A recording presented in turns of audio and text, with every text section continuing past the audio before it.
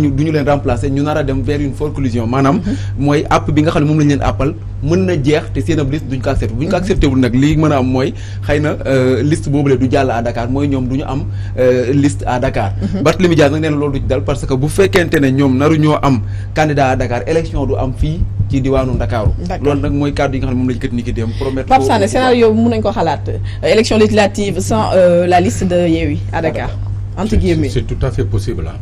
Ça, il faut aussi tamit qu'on soit très réaliste soo déggee un peu les arguments de part et d'autre man bi ma ci mujjee dégg mooy Serigne Cheikh Bara Dolly Serigne Cheikh Mbacké Bara Dolly waaw mais bu dee li mu wax lu nekk la mooy affaire parité bi waaw ne que ñoom xamoon nañ ni que liste bi dana am problème parce que ñoom seen biir am na ci ñaari parti yi nga xam ne nanguwuñu woon ku ci nekk bàyyi mooy ànd taxawu Sénégal bu Khalifa Sall ak PDS te loolu nag moo jur manque parité bii nga xam ne moom la ñu gis ci liste bi bon gis naa communiqué DG waxuñu ci waxu parité ñoom la ñuy wax ci waxu remplacement wu ñi nga xam ne ñoo démissionné mais moi je crois que le problème est encore beaucoup plus profond c'est-à-dire si à ce niveau de responsabilité mooy question bi Issa doon laaj sànq monsieur le maire est-ce que tey jii vous êtes en train de nous prouver que yéen nag waa Benno yi ngeen di diggante yéen a yem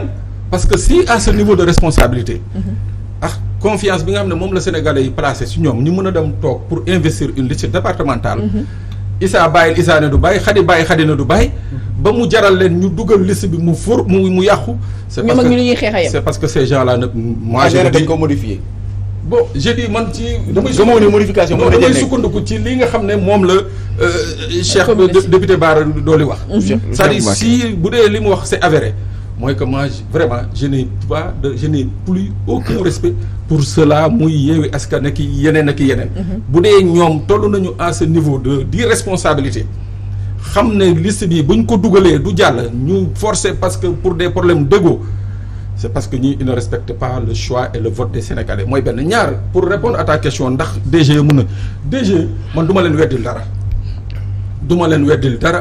weddil dara ils sont capables du pire comme ils sont capables du meilleur du ma leen weddil dara nag si maintenant Barthélémy Dias qui est tête de liste dit que ñoom liste bi ñu déposé woon du bii il a certainement ses raisons mais man une chose est sûre mooy DG direction générale des élections ak ki leen jiite du ma leen weddil dara.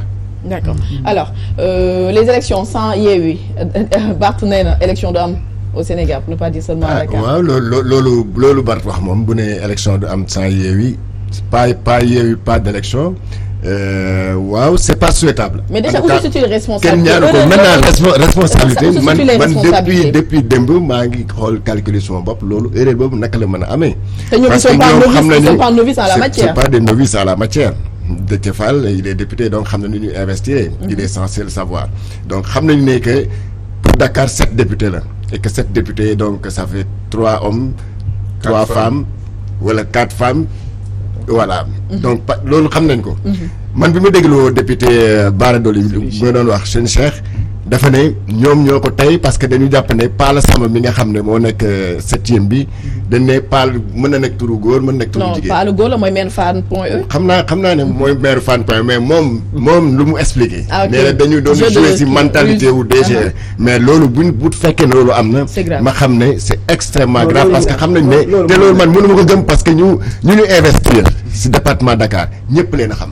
ñëpp leen a xam Joseph Sarr moo fi nekkoon. au-delà de ça il y a des documents mais bien sûr il y a des documents am na casier judiciaire donc loolu même pas ça même sans les documents ku ne xam ne Palla Samba mooy maire Point E ku ne xam ne Joseph Sarr mu ngi fële Hann Bel-Air Abbas Fall même chose Babacar Mbengue bi nga xam ne moo nekkoon adversaire direct ou Joseph Sarr fële c'est Hann Bel-Air donc ñooñu ñëpp xam nañ leen donc je ne pense pas que ñu mën a ruser sur le genre kii góor wala jigéen la non mënul nekk maintenant comme mu nekk ñoom dañ ko changer entre temps seen liste dañ ko changer man loolu mooy suma problème est-ce que DGE ay fonctionnaires la ñu man vraiment par respect à ces fonctionnaires là du ma ne ñoom ñoo changer liste parce que yaakaar mu ñooñu ñeme ko def sinon bu fekkee ne dañ koy soppi est-ce que du tur boo xam ne dañ koy créer rek mais koo xam ne xam nañ ko muy Joseph Sarr non Joseph Sarr est-ce que loolu mën na nekk lu ñuy tëb di ko du insérer kenn mënul changer c'est-à-dire fi erreur bi amee mooy turu Joseph Sarr parce que normalement fi position Joseph Sarr boobu jigéen moo fa nekk donc est-ce que direction élection ñeme nañu am fitu dem changer tur boobu maintenir Joseph Sarr ou bien bokk Yewwi Askan Wi dañu defoon seen brouillon comme on dit war ko déposer juum déposer wàlla liste boobu loolu rek laa mën a comprendre mais mënuma comprendre que ñoom Khalifa Sall bi defar bopp parce que liste départementale bi Khalifa certainement xool na ko te xam na ne Khalifa xam na ne que la parité est imposée mais yaakaar ma vraiment que ñoom di liste bi dañ ko changé moo tax ma ne war nañu trouver un consensus balaa ñuy délibérer c'est vrai que d'ici jusqu'au 14 ou même jusqu'au 17 ouais, même jusqu'au 17 les gens vont continuer à parler de parrainage fu mu nekk nii pour l'instant mais duñu xoolagum la validité juridique des candidatures mais bu fekkee peut-être ñooy des nag en dernier ressort si dañ koy valider mais kenn ñaanul élection am sans Yewwi à Dakar sinon bu naree am xam ne nekk Benno Bokk Yaakaar day gagner des élections les dans le alors Adama waaw mais je rejoins un peu Georges si li mu wax bu fekkente ne loolu am na man jàppee ma ko erreur pour man tayeef la parce que ñi doon defar liste bi ils sont avertis ils sont aguerris am nañ expérience politique parité góor ak jigéen la bu ñu nee liste Dakar 7 personnes noo fa nekk war na am 4 góor 3 jigéen wala 4 jigéen 3 góor bu fekkee am na pour man tayeef la et Barthélémy Diaz en tant que maire de Dakar au moment ba ñuy defar liste boobu noonu xaw ma yeneen département yi de mais boobu waroon na ñoo toog contrôler en tant que tête de liste. en tant que tête de liste pour man Barthélémy Diaz waroon na mun a ñëw toog contrôler lu ñuy def parce que tey jii mun naa ne ñëpp mun nañ yàqule mais moom moo si gën a yàqule. ko rigueur bu ñu waroon am daal amuñu ko ci investiture yi. non mais. am fekkente ni loolu am na mais erreur bu mag la amul rigueur. mais dogguma ko mais parce gis que nga Barthélémy Diaz en tant que tête de liste. maire de la capitale en tant que maire de la ville man bu ñuy defar liste. Dakar mën na taxaw ne leen génne leen kii du ci bokk. damay ko mën na ko taxaw ne diw bu génn wala diw bu mais mun na xool ndax liste bu defar baax na wala baaxul.